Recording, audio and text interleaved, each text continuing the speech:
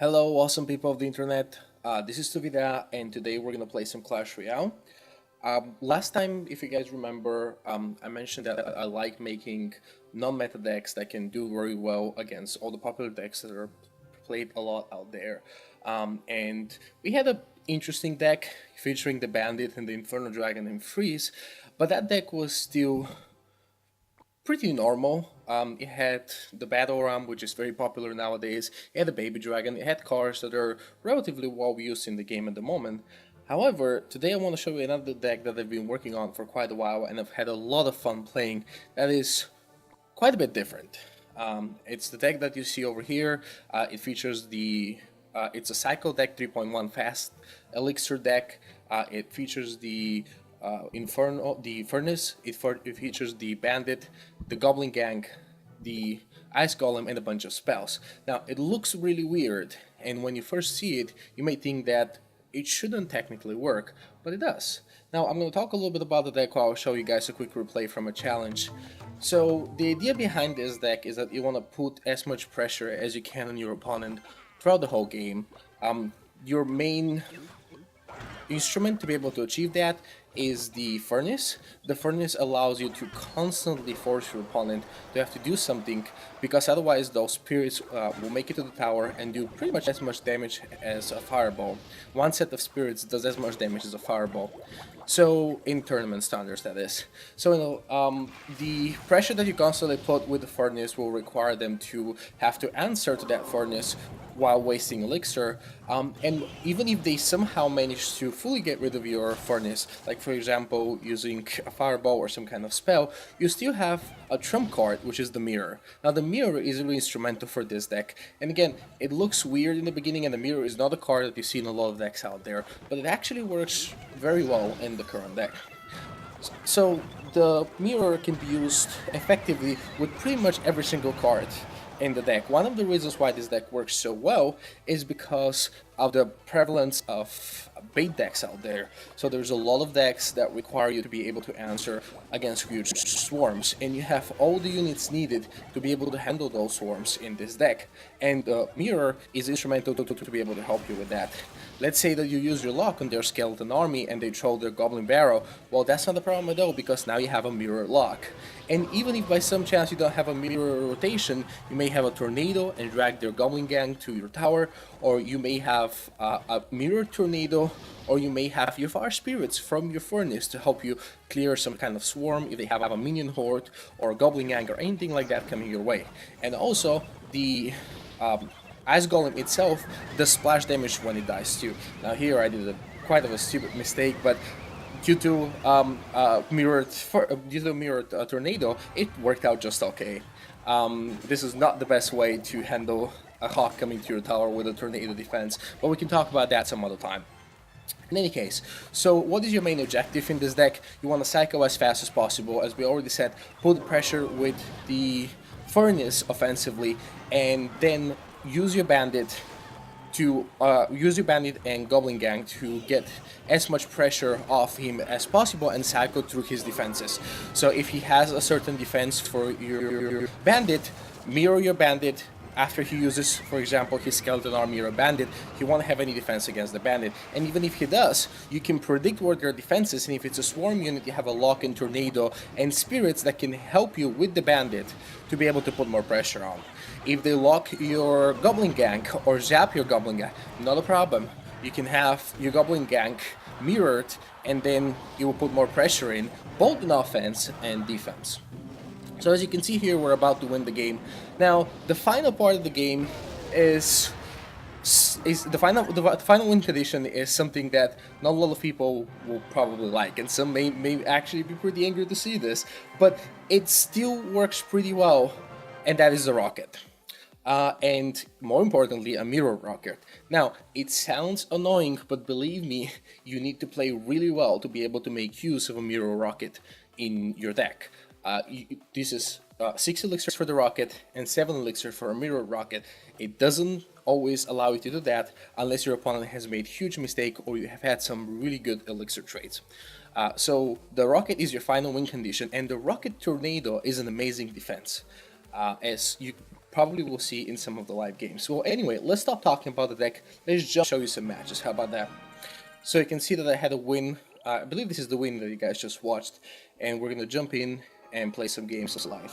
Hopefully we'll be able to do okay and showcase the deck. So as you can see, I have a Bandit with my starting hand, and I want to constantly be able to put pressure on him. So I don't mind starting to play aggressively even before I'm at full elixir, because I have a 3.1 cycle deck. Now I put that Bandit gang, that gang before he put his baby dragon down, and I put that furnace way too far away, so this game is going great, as you can see, but that's okay, we can come back from this. So we're gonna lose this furnace, but he did waste his princess defending that furnace, so it wasn't a waste. Now he has a giant, which wouldn't be a problem, depending on what kind of supporting troops you have. Now the ice golem is essential for your defense, because you want to make sure that, as you can see, your ice golem tanks for any back supporting troop that may be coming and assisting this giant. And as you can see, this worked out pretty well. I'm actually gonna let him take a single shot on the tower and reset with a furnace and see what we can do. So that baby dragon is gonna be pretty annoying. He does have a lot of splash, and I actually don't. Oh, wow.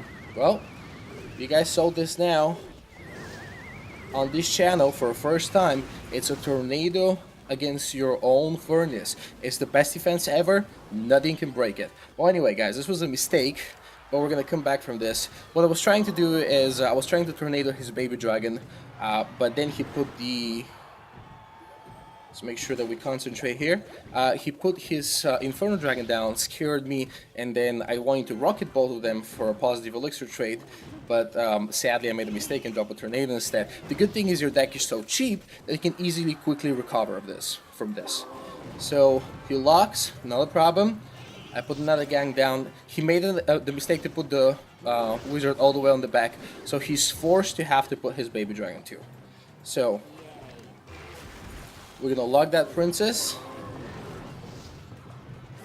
Now I do need to get back to some... Well, actually, you know what? We're not gonna need a tank. We're gonna put the bandit as a tank. I'm gonna log those wizards back. I'm gonna double log those wizards back, doing some damage on the tower. Now he's getting quite aggressive with his units here, so let's see if we can actually defend this. Sorry guys, getting a little bit of quiet here, but I made a couple of key mistakes in the beginning, and as you can see, we're getting punished for them. Now that bandit is not going to charge on the Electro Wizard because I didn't put her where I needed to put her, but that's okay. He has a lot of supporting troops, so... Oh, that's perfect. Look at that value, guys. This is how to use a rocket. Wow. I guess this is not how to use a rocket in defense because we just missed. So if we had hit that baby dragon, that was going to be amazing value. We're actually going to lose this game. I believe he has some spell. He has quite a lot of supporting troops and it just wasn't working out. Sadly, this is not a good example of how the deck works. I should have been able to do much better against him because he probably has a pretty expensive deck looking at his cards. Does he not have direct damage spell? Oh, that would be hilarious if he doesn't have a direct damage spell. Because if he doesn't, maybe we still have a chance.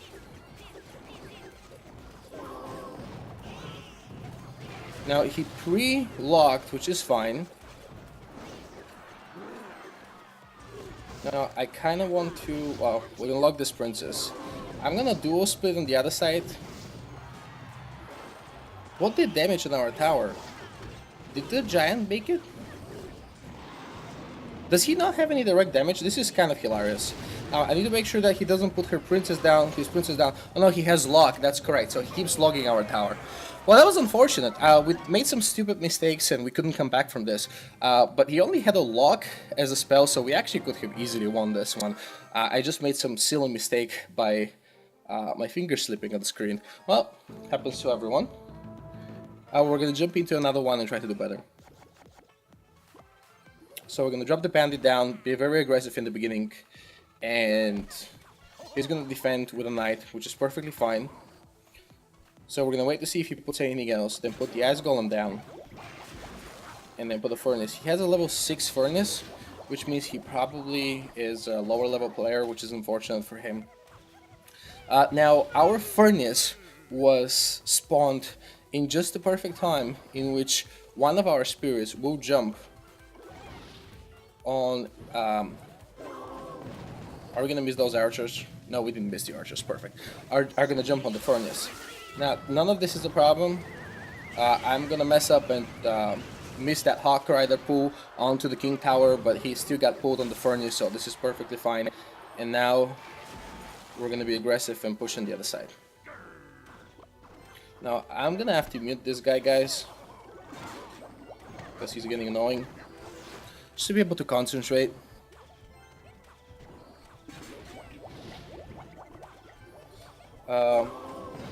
I don't know why I logged that. That was a mistake.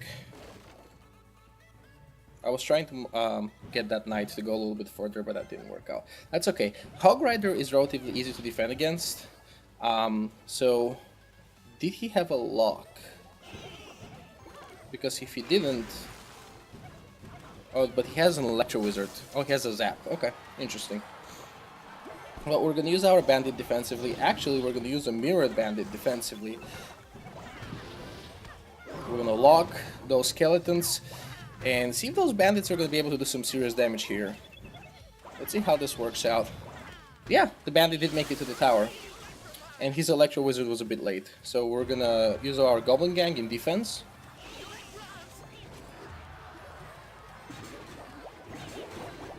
Oh, he panicked. He didn't have any defense for the Goblin Gang because he had used his Zap. His Zap was out of rotation. Well, this is good for us. He does have a pretty cheap deck, which means that we can't really hope to out-psycho him much. It would be really nice if we can speak for a change. Now, he zapped, which is okay. I'm gonna do something, guys. We're gonna rocket and tornado. I'm not sure if we needed that. We may have been able to defend without that, but I wanted to make sure that we don't take too much damage, and that seemed to be the best case, the best thing to do. And by the way, this is not something that we just experimented with. The rocket tornado is one of the main defensive elements of this deck, and it works beautifully. Now that Electro Wizard is slightly too far, which is annoying. So, oh perfect, he dropped the archers just on time. Now I can start cycling a Firebow. Those spirits just destroy those minions, which is perfect. I don't want to cycle rocket when I don't have to. I want to be able to get units under the tower. I know how annoying it could be to lose to someone who just keeps cycling a rocket, and as you can see, he did pretty good to try to punish us for that. Now, this would have been much easier if we had activated the King Tower earlier, but we haven't. Now, I think I'm actually able to spell cycle him from here. I can rocket. Now, he's doing an awesome job of preventing us from mirror rocketing him. I could have mirror rocketed him, but I decided to take a safe route and defend this push because we have enough health in our tower that we shouldn't be worried about this.